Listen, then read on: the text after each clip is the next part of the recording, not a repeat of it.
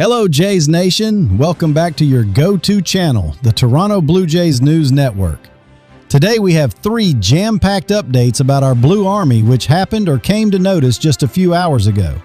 So if you are a true Jays fan, you don't want to miss these updates. And yes, before we start the video, I request you, if you are new to the channel, then don't forget to like and subscribe so that you can stay in the loop.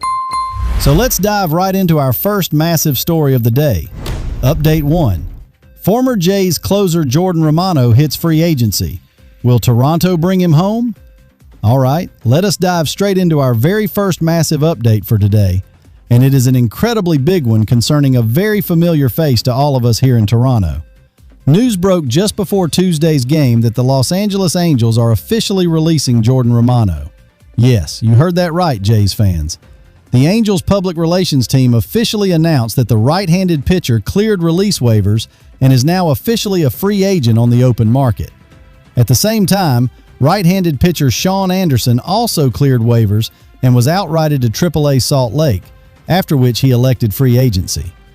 As we all fondly remember, Romano spent the first 6 years of his Major League Baseball career playing right here for the Toronto Blue Jays.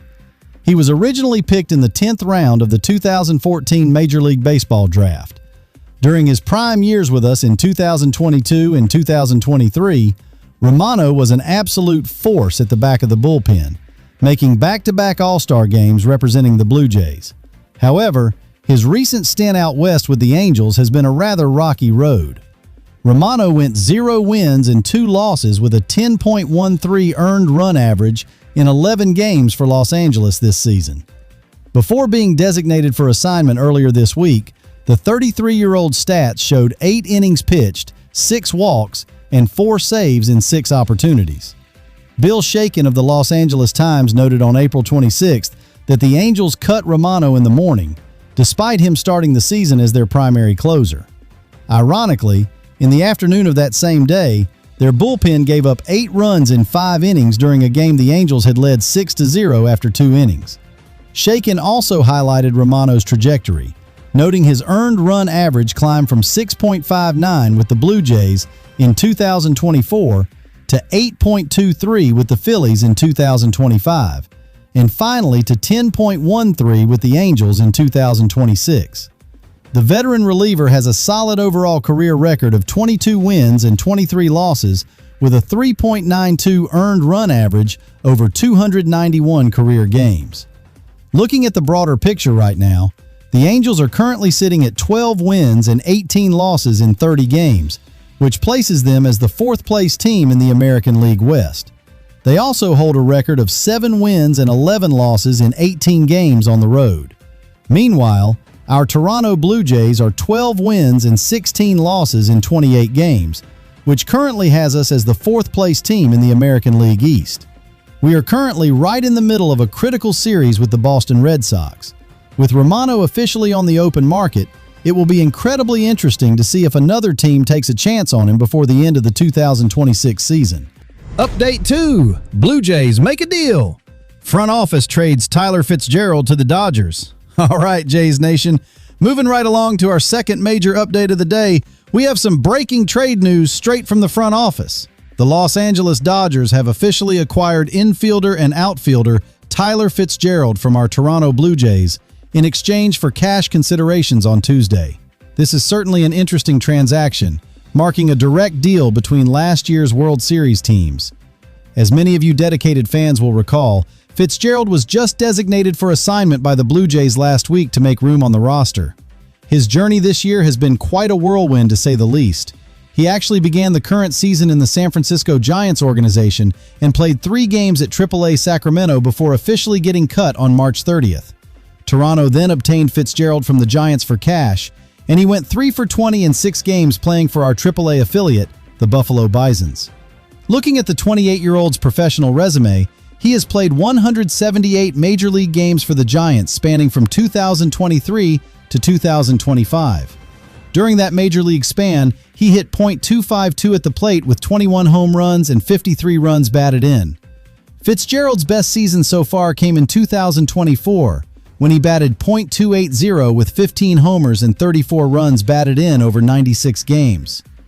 Taking a look at his broader development, in 7 minor league seasons, Fitzgerald has played 477 games, batting .260 with 77 homers and 279 runs batted in.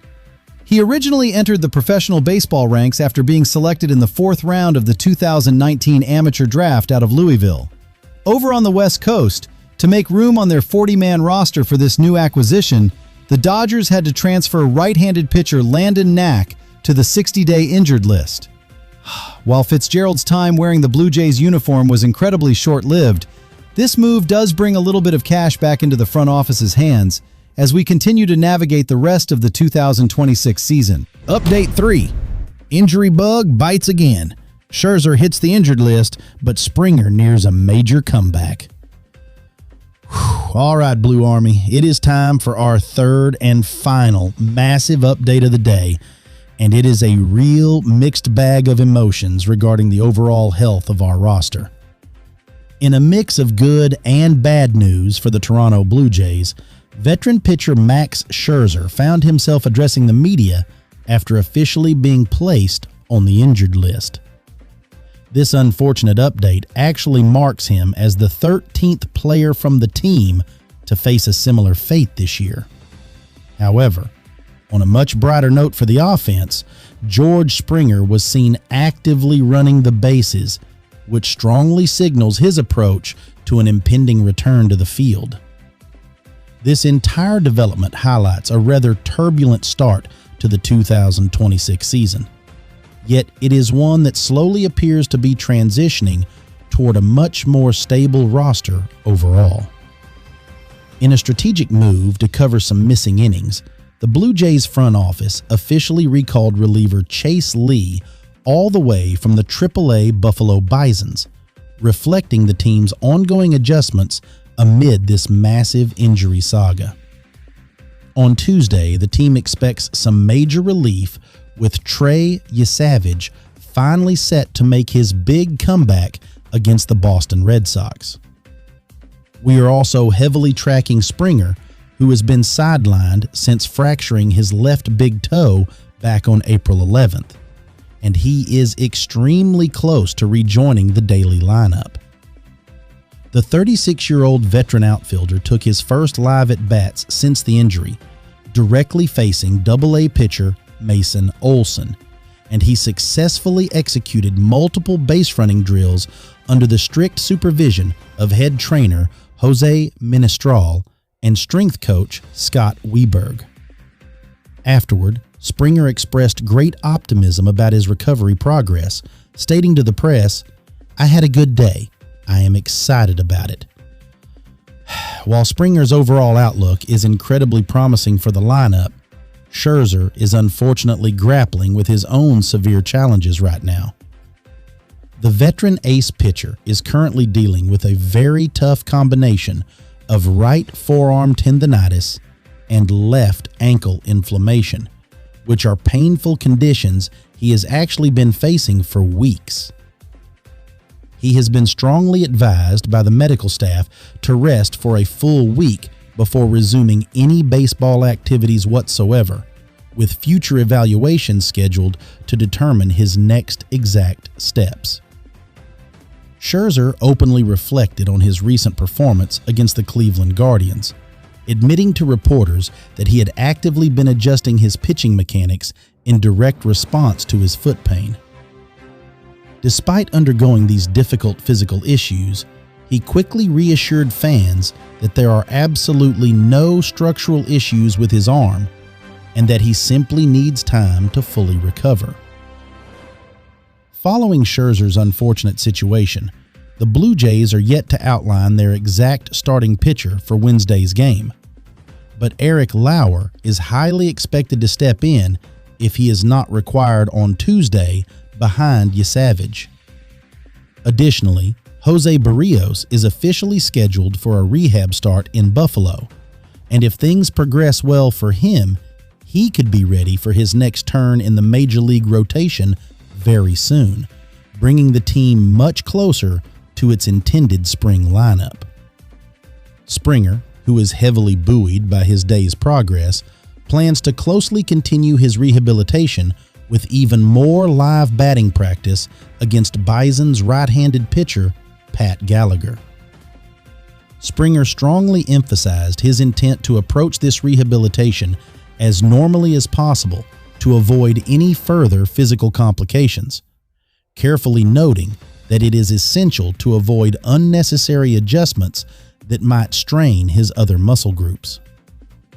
In other rapid-fire injury developments across the clubhouse, pitcher Yimi Garcia, who has recently been moved to the 60-day injured list, will throw live batting practice on Tuesday and may advance to real rehab games shortly. Addison Barger is also fully set to run the bases later this week, eyeing potential action in actual rehab games down in Dunedin. Additionally, our shortstop, Andres Jimenez, set out his second consecutive game as he is currently dealing with being a little banged up. Manager John Schneider fully explained to the media that while Jimenez is technically available for play, a brief rest was warranted due to his very extensive playing time this season.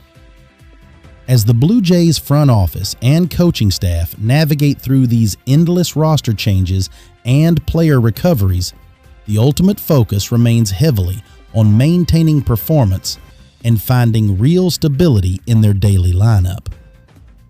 And that wraps up our massive three-part news block for today, Jays Nation.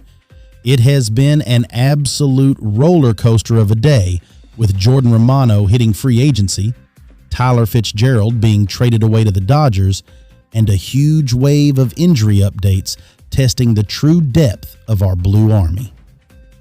The season is a marathon, not a sprint, and we will be here to cover every single pitch. Thank you so much for tuning in to the Toronto Blue Jays News Network.